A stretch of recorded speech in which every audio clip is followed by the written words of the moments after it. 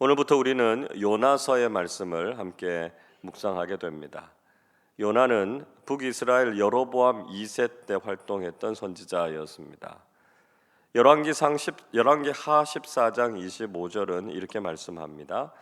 이스라엘의 하나님 여호와께서 그의 종 가드 헤벨 아미떼의 아들 선지자 요나를 통하여 하신 말씀과 같이 여로보암이 이스라엘 영토를 회복하되 하맛 어귀에서부터 아라바 바다까지 하였으니 말씀하고 있습니다. 이스라엘 왕 요아스의 아들이었던 여로보암 2세가 사마리아에서 왕이 돼서 41년간 통치하게 됐습니다. 그때는 북이스라엘의 전성기였고요, 영토를 아주 크게 확장했던 시기였습니다. 그러나 외형적으로는 풍족했을지 몰라도 여전히 북이스라엘은 하나님 보시기에 악을 행했습니다. 그 당시에 활동했던 선지자가 바로 아미떼의 아들 요나였습니다. 하나님께서는 요나를 부르셔서 아수르의 수도인 니느웨에 가서 복음을 전하라 이렇게 명령하셨습니다. 2절을 보십시오. 너는 일어나 저 큰 성읍 니느웨로 가서 그것을 향하여 외치라. 그 악독이 내 앞에 상달되었음이니라 하시니라 말씀합니다. 자, 문제는요, 아수르가 잔인하기로 아주 유명했다는 것입니다. 당시에는 다소 세력이 약화되기는 했지만 여전히 위협적인 존재였습니다. 후에 북이스라엘이 아수르에 의해서 멸망하게 되죠. 아수르는 혼혈 정책을 쓰게 됩니다. 그러니까 피를 섞어버린 거죠. 그래서 이스라엘 백성들이 굉장히 분노하게 됩니다. 자, 그런데 하나님께서 지금 그런 니느웨 사람들을 긍휼히 여기셔서 회개의 메시지를 전하라 이렇게 말씀하시니까요, 요나 입장에서는 받아들이기가 어려웠습니다. 그래서 결국 요나는 하나님의 말씀에 불순종하게 됩니다. 3절을 한 번 더 읽어보겠습니다. 그러나 요나가 여호와의 얼굴을 피하려고 일어나 다시스로 도망하려 하여 욥바로 내려갔더니 마침 다시스로 가는 배를 만난지라 여호와의 얼굴을 피하여 그들과 함께 다시스로 가려고 배삭을 주고 배에 올랐더라. 요나는 내륙인 니느웨가 아니라 바다 건너 반대쪽이었던 다시스로 도망가려고 했습니다. 그의 의도는 분명했지요. 여호와의 얼굴을 피하여 가려고 했다 이렇게 말씀하고 있습니다. 자신의 인간적인 판단을 따라서 하나님의 뜻을 거스르려고 했다는 것입니다. 때마침 다시스로 가는 배가 들어온 것을 보고 모든 일이 순조롭게 잘 풀린다 이렇게 생각했을 것입니다. 그러나 순조로운 항해는 얼마 가지 못했습니다. 4절 말씀 보시면 하나님께서 큰 바람을 바다에 불게 하셔서 큰 폭풍이 일어났고요, 배는 파손될 위기에 처하게 됐습니다. 그 배에 타고 있었던 사람들은 자신들의 지식과 경험 그리고 자신들의 종교까지 총동원해서 그 위기를 극복해 보고자 했습니다. 그러나 이런 상황에서 요나는 배 밑층에 내려가서 깊이 잠들어 있었습니다. 이런 모습을 보고 선장이 화가 나서 요나를 책망하지요. 6절을 보십시오. 선장이 그에게 가서 이르되 자는 자여 어찌함이냐 일어나서 내 하나님께 구하라. 혹시 하나님이 우리를 생각하사 망하지 아니하게 하시리라 하니라. 다른 사람들은 자기 신을 찾든지 무슨 노력을 해서라도 위기를 극복하려고 하는데 잠이나 자고 있는 요나가 선장은 못마땅했습니다. 그래서 이 위기를 극복할 수 있도록 하나님께 기도해야 하지 않겠느냐 이렇게 야단을 친 것이었습니다.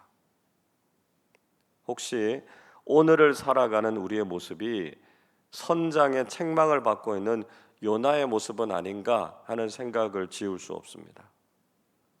세상은 죽겠다고 소리를 지르고 있는데 그리스도인들은 당장 내 삶에 큰 어려움이 없다고 그 소리를 외면하고 잠들어 있지는 않습니까? 세상은 요동치고 사람들은 힘겨워하고 있는데 그들을 위해서 중보하고 기도해야 할 우리가 신앙인의 본분을 잊고 있는 것은 아닙니까? 어제가 장애인의 날이었는데요, 소외되고 힘든 우리 이웃들의 삶을 우리는 외면하면서 살아오지 않으셨습니까? 우리는 지금 얼마나 책임 있는 그리스도인으로 살아가고 있는가 우리 자신을 돌아보고 반성해야 될 것입니다.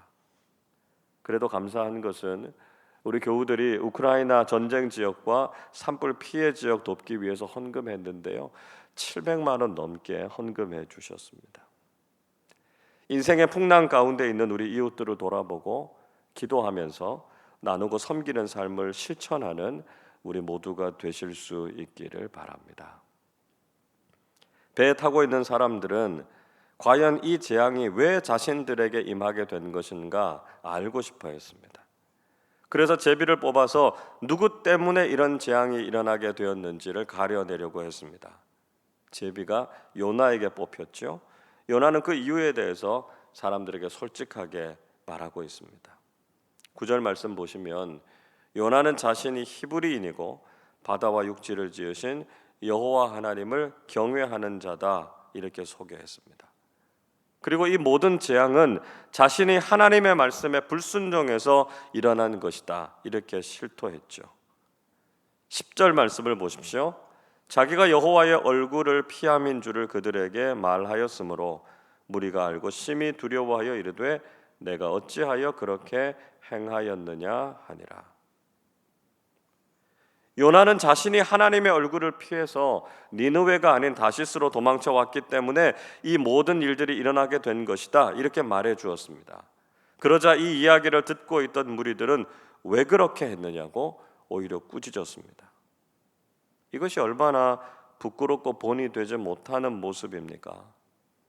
천지 만물을 창조하신 하나님을 믿는 사람들이 하나님의 말씀에 순종하지 않았다라고 하는 것에 대해서 믿지 않는 사람들이 지금 책망하고 있으니까요. 부끄러운 일입니다. 배에 타고 있는 사람들은 어떻게 하면 풍랑이 잔잔해질 수 있을지에 대해서 요나에게 물었습니다. 요나의 대답이 무엇이었습니까? 12절을 보십시오. 그가 대답하되 나를 들어 바다에 던지라. 그리하면 바다가 너희를 위하여 잔잔하리라. 너희가 이 큰 폭풍을 만나는 것이 나 때문인 줄을 내가 아노라 하니라 말씀하죠.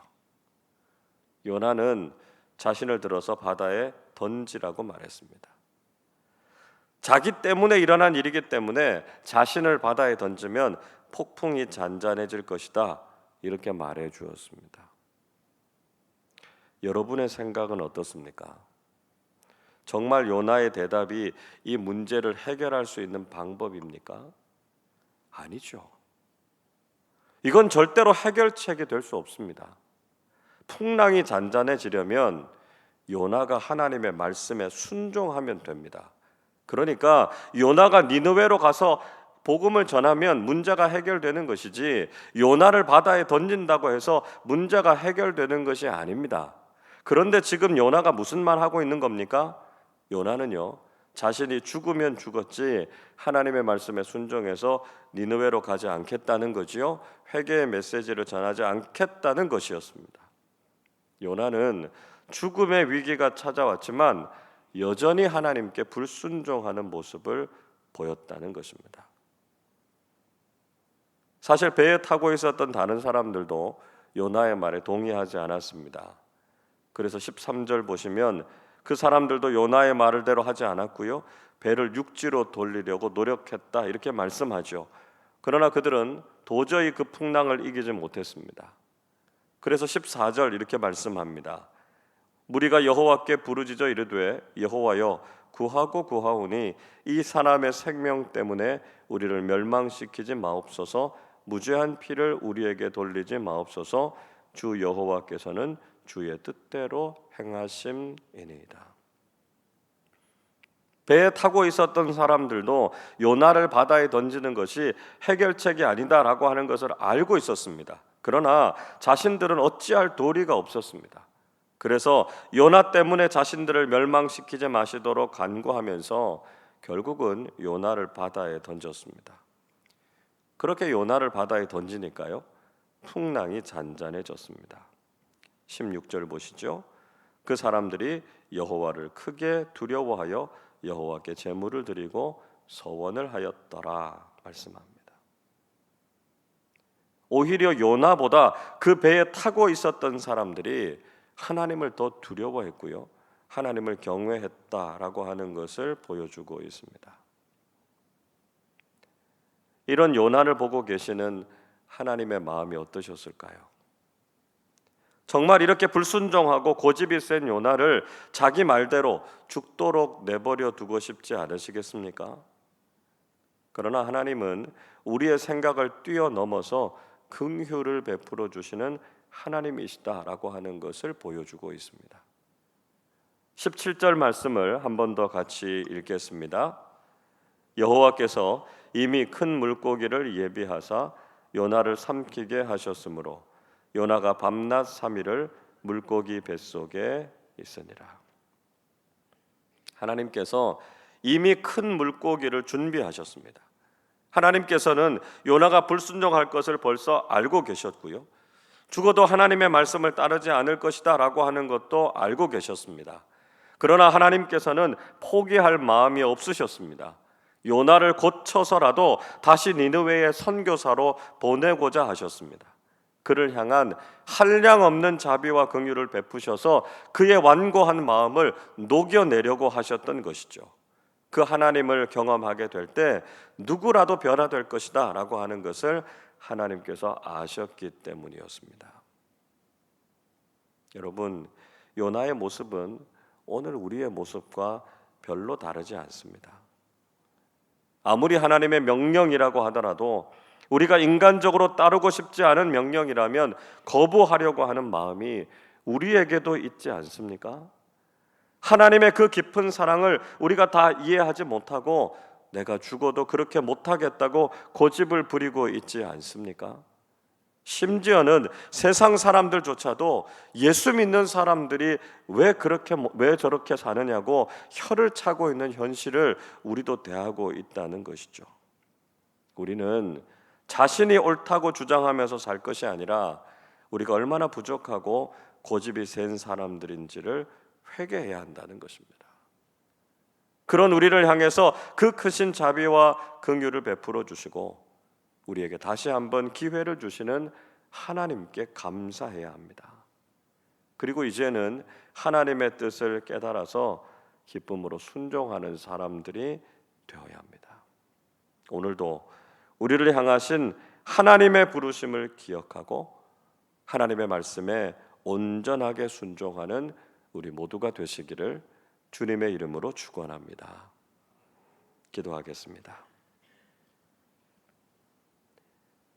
자비와 긍휼이 풍성하신 하나님 아버지, 어리석고 고집센 저희들을 사랑해 주시고 하나님의 자녀로 주님의 일꾼들로 불러주시니 감사드립니다.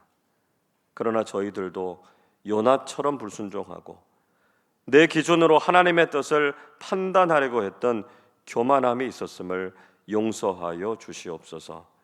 우리의 불신앙과 어리석음을 보면서 세상도 비난하고 있는 이 시대에 저희의 죄악을 회개하고 오직 하나님의 뜻에 전적으로 순종하는 사람들 되게 하여 주옵소서.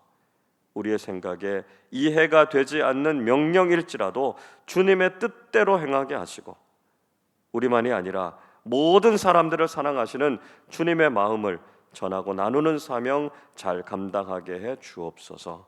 오늘도 우리의 삶의 자리에서 부활과 생명의 복음을 전하는 자로 살게 해 주옵소서. 감사드리며 우리 주님 예수 그리스도의 이름으로 기도하옵나이다. 아멘.